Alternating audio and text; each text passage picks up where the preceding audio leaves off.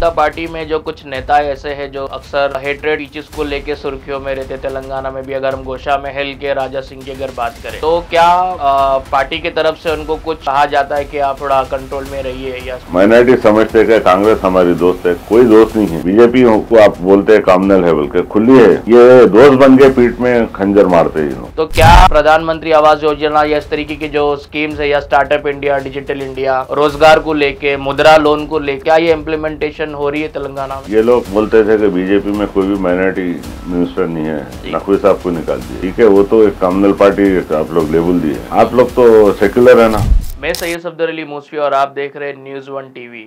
आज हमारे स्टूडियो पे जो गेस्ट मौजूद है वो तेलंगाना स्टेट बीजेपी माइनॉरिटी मोर्चा के वाइस प्रेसिडेंट है जनाब अली अल गौतमी साहब। अली साहब बहुत बहुत खैर मकदम हमारे स्टूडियो पे आपका। वालेकुम अस्सलाम।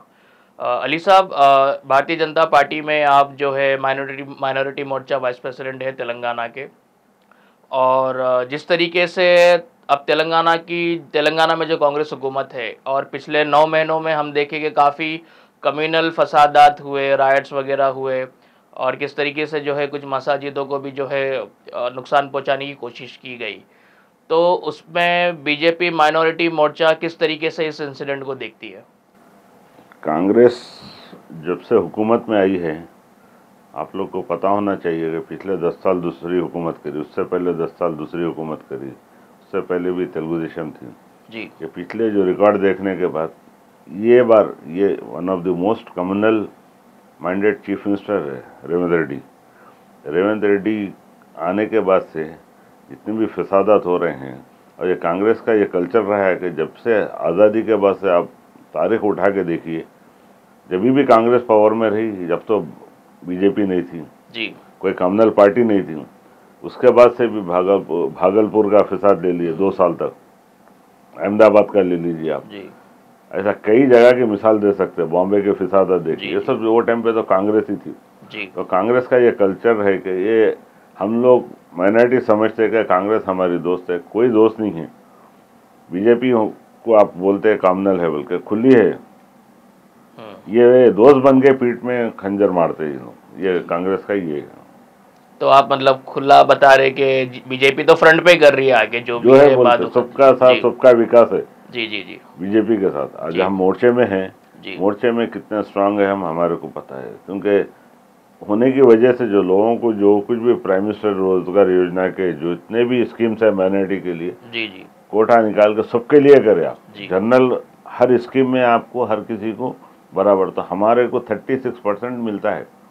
आप ऑल इंडिया लेवल पे आप जो भी माइनॉरिटी के स्कीम देखेंगे जनरल स्कीम्स में, उसमें कोई माइनॉरिटी मेजॉरिटी का नहीं है जी। किसी को भी कोई भी अप्लाई कर सकता है, मिल सकता है बराबर।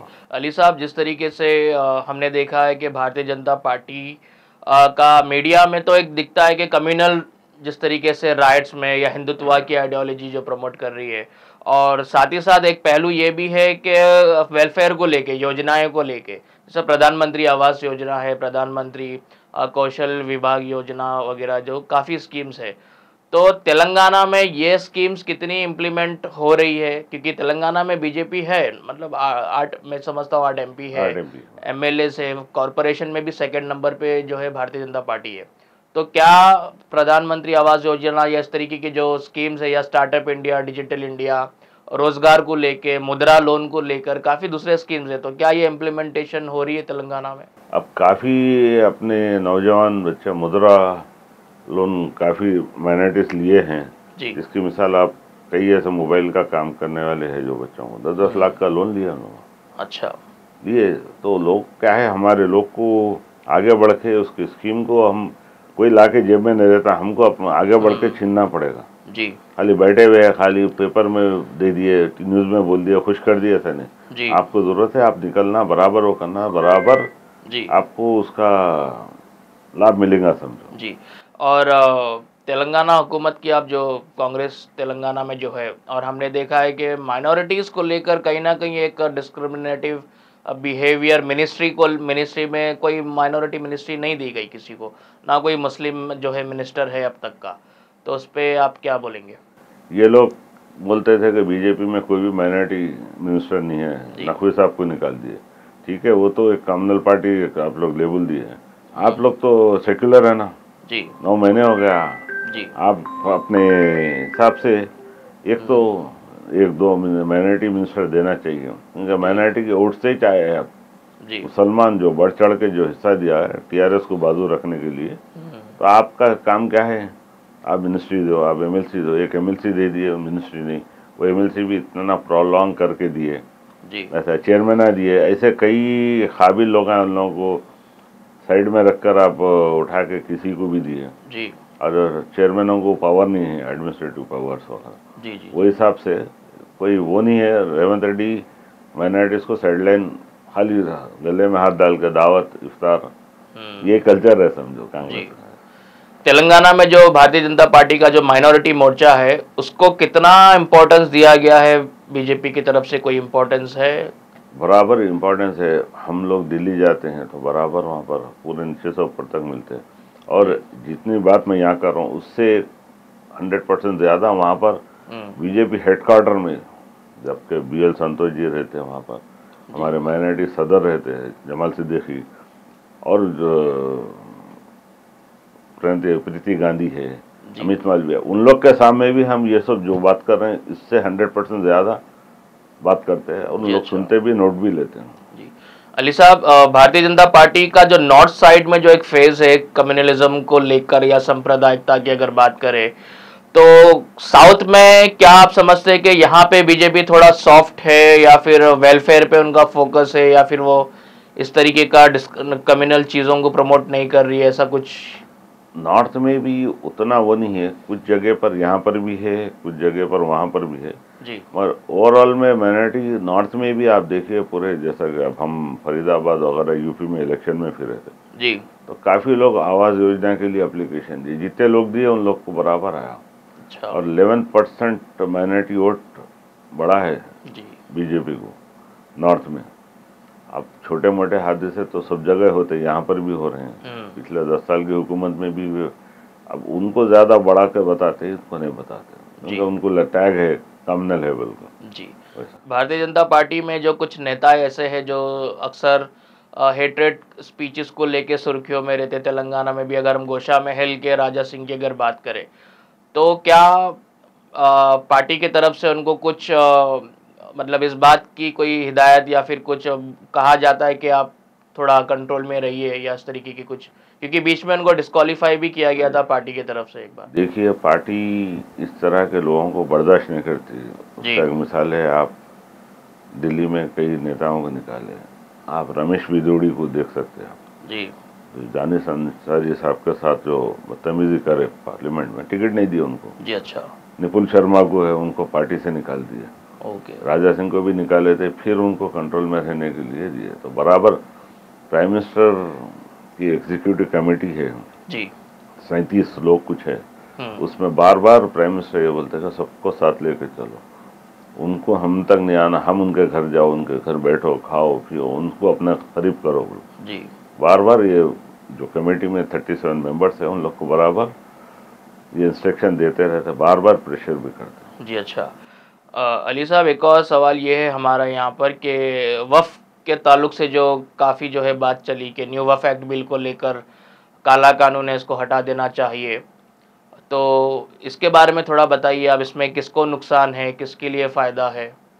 देखो, वक्फ पे जायदाद जब से आज़ादी के बाद से जी, वक्फ पे जायदादों को कौन लूटा है सबको पता है। अभिनव कुछ कानून ला रहे हैं तो आपको ओपिनियन देने के लिए कमेटी डाले हैं जी, आप लोग उसमें डाल सकते, जो कुछ भी हम सब डालते हैं, हम भी जी, जो भी सजेशन है बराबर दिए हैं, दिल्ली में भी दिए, यहाँ भी दिए। वो हिसाब से अब ये कैसा बता रहे हैं कि इन लोग पूरा वक्फ वो कर देंगे, ये कर देंगे, बोले तो आप लोग क्या कर रहे हैं फिर? जी, जिसके हाथ में वक्फ है, आप जाओ किसी गरीब को 100 गज जमीन लिस्ट पे नहीं मिलती, आप तो किराएदार नहीं बन सकता। बड़े जमीनों पे कौन बैठे हुए हैं, जमीना कौन बेच के खाए, सबको पता है। नहीं, नामा बोलने की जरूरत नहीं। वक्फ बोर्ड पे किसका कंट्रोल है? जी। सेंट्रल वक्फ काउंसिल जो एक बॉडी है इस मरकज़ में, जो ऑब्वियसली ये जितने भी स्टेट बोर्ड्स के वक्फ है और उसकी ऊपर के मतलब सेंट्रल वक्फ काउंसिल के खुद के काफ़ी योजनाएं हैं, जैसे कि हम जो है वक्फ संपत्ति विकास योजना की बात कर ले, या फिर नवाडो जो एक और बॉडी है, नेशनल वक्फ डेवलपमेंट कॉरपोरेशन लिमिटेड, तो उसके तहत तेलंगाना में कोई प्रोजेक्ट्स हुए? तेलंगाना में ये नेशनलाइज कर दिए इन लोग, सेंट्रल के स्कीम तेलंगाना, आंध्रा या तमिलनाडु बोल के नेशनलाइज है, उसमें हर कोई अप्लाई कर सकता है जी। उससे काफ़ी लोग मुस्तफ़ी उठा रहे हैं जी। आरटीआई के अब डाले तो पूरा रिकॉर्ड मिलता है, आपको दो बोले तो मैं भी दे सकता हूँ। जी जी जी जी। तो तेलंगाना में 77,000 जो है एकड़ वक्फ प्रॉपर्टीज थी, ऑलमोस्ट इंक्रोच होके 22-25 हज़ार एकड़ जो है बची हुई है। तो क्या भारतीय जनता पार्टी के जो माइनॉरिटी मोर्चा है उनके तरफ से कोई एक रिप्रेजेंटेशन या वक्फ की प्रॉपर्टीज को यूटिलाइज करे? क्योंकि आप ज़मीन को खुला छोड़ देंगे तो जाहिर सी बात है आप एंक्रोचमेंट की दावत दे रहे, तो उस पर अस्पताल, यूनिवर्सिटी, कॉलेज या फिर जो है मैरिज हॉल, इस तरीके की कोई चीज़ बनाने भारतीय जनता पार्टी की तरफ से जो है कुछ ऑलरेडी रिप्रेजेंटेशन काफ़ी दिया, मगर हम लोग माइनॉरिटी मोर्चे को ये जैसा कांग्रेस हो या टीआरएस हो जी, और दूसरे पार्टी, अरे आप लोग बीजेपी, आपको क्या है भाई, आप ये बताइए किसके पीरियड में ज़मीन पूरी लूटमार हो गई? जी बीजेपी तो कभी यहाँ पावर में नहीं आई ना। जी। आप लोग कैसे आपके खानदान वालों को देते हैं, आपके जो वेल विशर है उन्हीं को ज़मीन मिलती है, उन्हीं को सोबत। तो हम पे इल्ज़ाम डालना या भाजपा पे डालना होने, हम तो बराबर चाह रहे हैं कि जो ज़मीन लूटी गई वो भी वापस ले बोल कर। जी अच्छा। साथ ही साथ अली साहब, हज कमेटी को लेके कुछ रिफॉर्म्स की ज़रूरत है, क्योंकि हमने देखा है कि किस तरीके से जितने भी हाजी गए थे हज करने के लिए और काफ़ी अनऑर्गेनाइज तरीका था, या फिर कितने लोगों की जो है डेथ भी हो गई उसमें, और काफ़ी सवालात उठे तेलंगाना के हुकूमत पे भी वोट को लेकर, हज कमेटी को लेकर। कहीं ना कहीं सेंट्रल हज कमेटी का भी रोल कितना इसमें रहा है?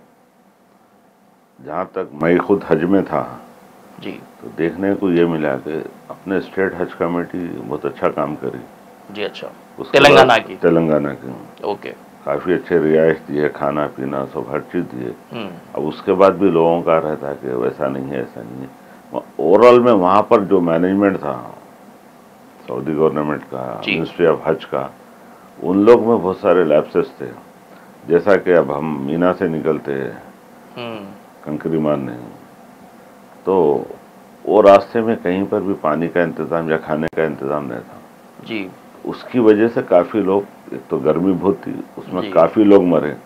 अगर वहाँ पर जैसा हमेशा इंतजाम रहते हैं अपने इंडियन कौंसिल जनरल के तरफ से, कौंसलेट के तरफ से, कई ऐसे ऑर्गेनाइजेशंस रहते हैं, डॉक्टर्स टीम्स रहती, कई वॉलंटियर्स रहते, उन लोग को भी एंट्री नहीं दिया था। जी अच्छा। तो उन लोग नहीं होने की वजह से काफ़ी भगदड़ मची, वरना अपने पास से स्टेट तो बहुत अच्छा काम कर रहा, सेंट्रल भी जो काम कर रहा, वहाँ जाने के बाद तो उनके हाथ में रहता है पूरा जी। उसके बाद भी थोड़ा हमारा ये डिमांड है, हम किरण रिजिजू जी जो माइनॉरिटी मिनिस्टर है उनको रिप्रेजेंटेशन दिया, मैं खुद दिया, भाई आप एक आईपीएल को जीएसटी निकाल दे रहे हैं, आप पिक्चरों को जीएसटी निकाल रहे हैं जी।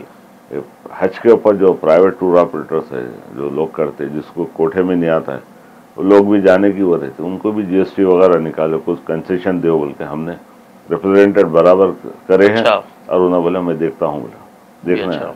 उसी तरह गवर्नमेंट, स्टेट गवर्नमेंट्स भी उनके ऊपर बोलना चाहिए, हर कोई देव बोल का, खाली हम मोर्चा बोलने से नहीं होता है। सही है।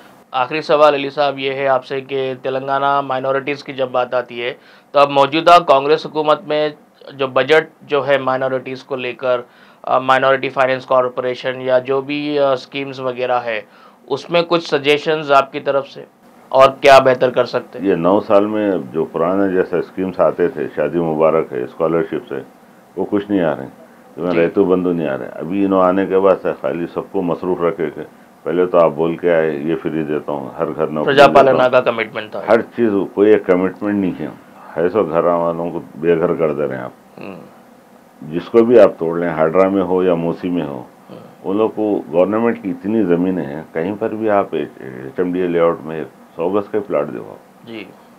जो बड़े लोगों के घर टूट रहे हैं, उसमें जो मिडिल क्लास लोग हैं उन लोग मार खा रहे हैं। बिल्डर्स को आप पकड़ के आप सैंक्शन लेआउट में एक एक प्लाट देने में क्या जाता आप जी, जिसके एक एक पाई जमा करके लोग घर अपना करते हैं, बेघर कर दे रहे हैं। आप कहाँ से कमाएंगे, कहाँ से हो जाएंगे? गरीब को भी दो आप, मिडिल क्लास को भी, दुनिया की ज़मीन है आप लेआउट में, उन लोग को दो आप। जैसा कि अब आप इन कन्वेंशन की बात आ रही, उन्होंने इतने साल चलाए, जब भी फंक्शन हुआ 50 लाख 60 लाख 1 करोड़ से कम नहीं।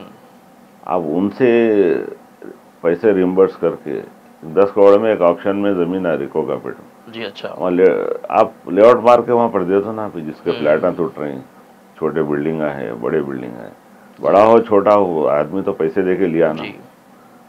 फिर आपकी गवर्नमेंट थी, जो भी गवर्नमेंट थी, उन्हें परमिशन दिए, उन्हें पूरे लीगलिटीज करने के बाद ही आगे वाला लिया। कोई बैंक लोन लिए हुए है, बैंक लोन होने का प्रॉपर्टी पे बिजनेस लोन लिए, उन लोग कहाँ से भरेंगे? ना बैंक छोड़ेगा ना कोई छोड़ेगा, तो कितने लोग बर्बाद हो रहे हैं। अब उनको रिहेबिलिट करने का क्या है, पहले वो एक मास्टर प्लान रख के इसके बाद ये करो। खाली खुश कर दिए, डबल बेडरूम दे दे रहे हैं, मैं 25,000 सामान उठाने के दे दे रहा हूँ। बोले अरे भाई, एक फैमिली में 10-10 12-12 जने हैं गरीब, जी हाँ, कहाँ जाएंगे? बोलना 2 बेडरूम में रह सकते क्या? कोई 2 बेडरूम ऑलरेडी पहले दूसरों को अलर्ट हुआ तो वहाँ अलग लड़ाई झगड़ा है जी। वैसा सही है। शुक्रिया अली साहब, बहुत बहुत हमारे साथ जो है स्टूडियो पे जुड़ने के लिए और अपना कीमती वक्त देने के लिए। शुक्रिया।